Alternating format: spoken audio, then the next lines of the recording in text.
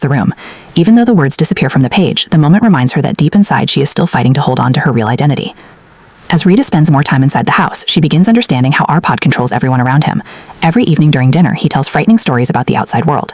According to him, cities are filled with violence, supermarkets are burning, criminals are everywhere, and ordinary people suffer every day. He repeats the same message over and over. Only inside this house are people truly safe. These terrifying stories are used to convince everyone that leaving would be a terrible mistake. Fear becomes another prison, making escape seem even more dangerous than staying. Eventually, the masks worn by the family members begin falling away. Anna secretly admits that every cheerful story she ever told about life outside was completely invented, because Arpad enjoyed hearing happy stories. In reality, she has never been allowed to leave the house at all. She then reveals an even more shocking secret. She was kidnapped, just like Rita.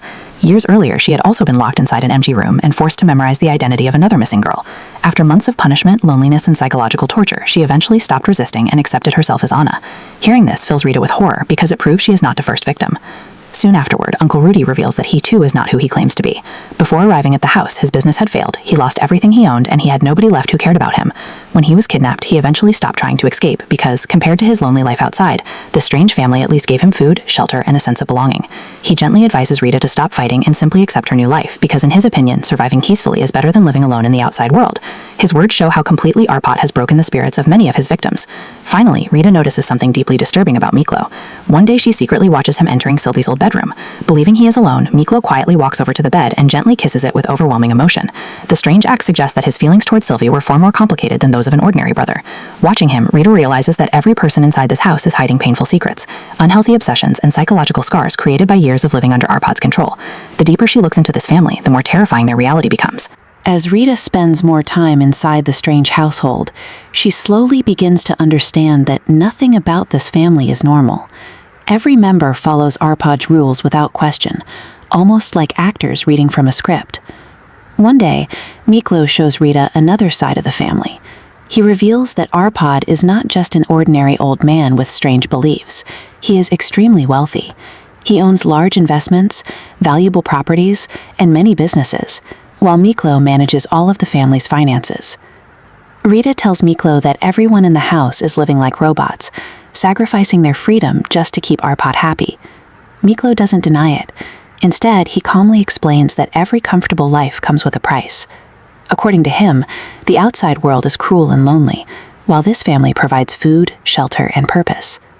His words make Rita realize the terrifying truth. This isn't a real family connected by blood. It is an artificial family created by Arpad, made up of lonely, forgotten, and kidnapped people who have been forced to abandon their real identities and spend the rest of their lives pretending to be someone else. Most of them stay because they have nowhere else to go, and no one waiting for them outside.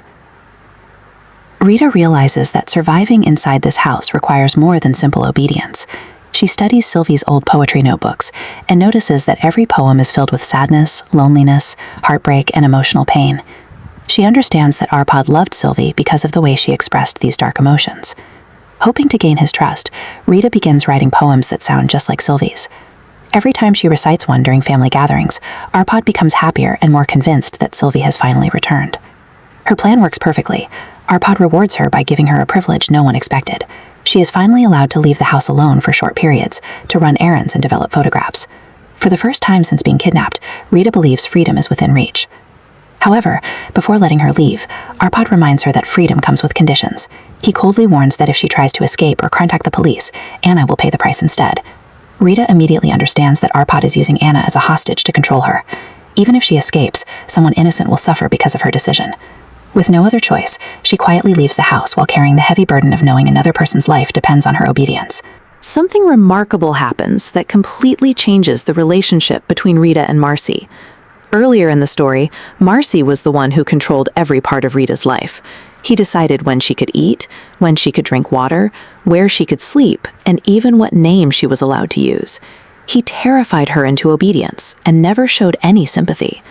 But after Thomas is murdered, Rita can no longer hold back her anger. She slaps Marcy across the face with all the pain and frustration she has been carrying. Surprisingly, Marcy doesn't fight back. Instead, he lowers his head, falls to his knees, and apologizes. This shocking reaction reveals that Marcy is no longer the confident enforcer he once was. Deep inside, he knows what he did was unforgivable. Years of blindly following Arpad have filled him with guilt, and for the first time he begins questioning the life he has been living. Rita realizes that Marcy is not completely heartless anymore. The balance of power has shifted. Instead of fearing him, she now understands that he has become emotionally weak and burdened by regret. A little later, Arpad casually asks Rita how things are going with Thomas, the man he had selected to become Sylvie's future husband. Rita calmly smiles and assures him that Thomas will soon remember everything and settle into his new role. Of course, Rita knows the horrifying truth. Thomas is already dead, murdered by Marcy before he could expose her true identity. Rita deliberately lies because she now understands exactly how Arpad thinks. She has learned to hide her emotions behind a calm face, speaking only the words Arpad wants to hear. Earlier in the story, she constantly argued with him, but now she has become a master at manipulating him using his own twisted beliefs. Her transformation is incredible. She hasn't accepted Arpad's fantasy because she believes it. She has accepted it because it gives her the opportunity to destroy it from within.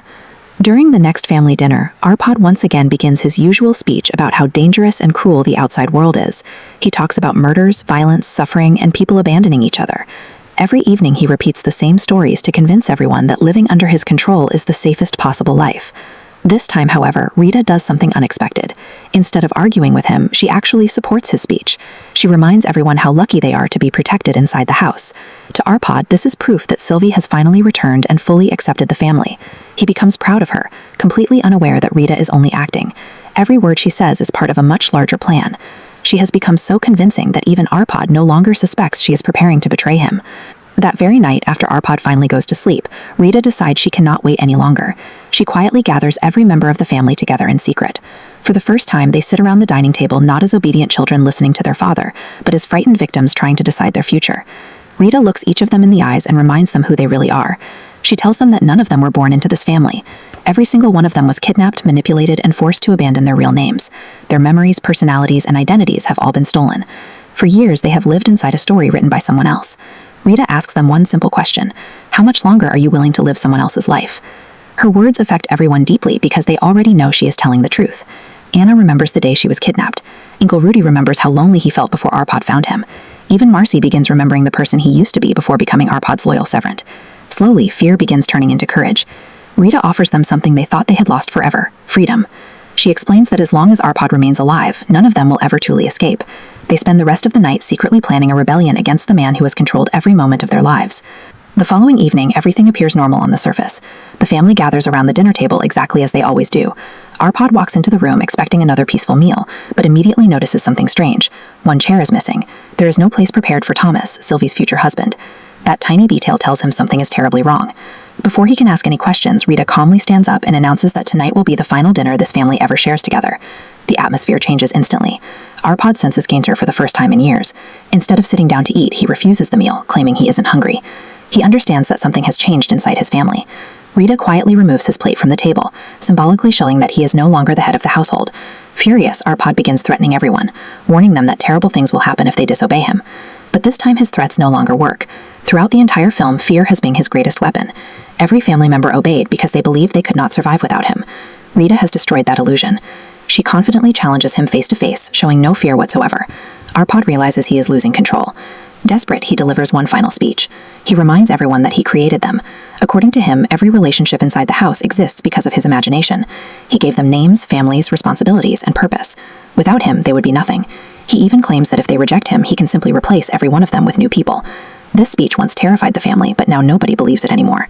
Finally, Arpad turns toward Rita. Furious at her betrayal, he strips away the identity he spent months forcing upon her. He declares that she is not Sylvie. She is not his daughter. She is no longer part of his family. Ironically, this is exactly the opposite of what Rita expected. Earlier in the story, she fought desperately to prove she was Rita, not Sylvie. Now she calmly smiles and says that she really is Sylvie. This is one of the film's most brilliant moments. Rita has completely turned Arpad's fantasy against him. The fake daughter he created has become the person who destroys him. She embraces the role not because she has forgotten who she is, but because she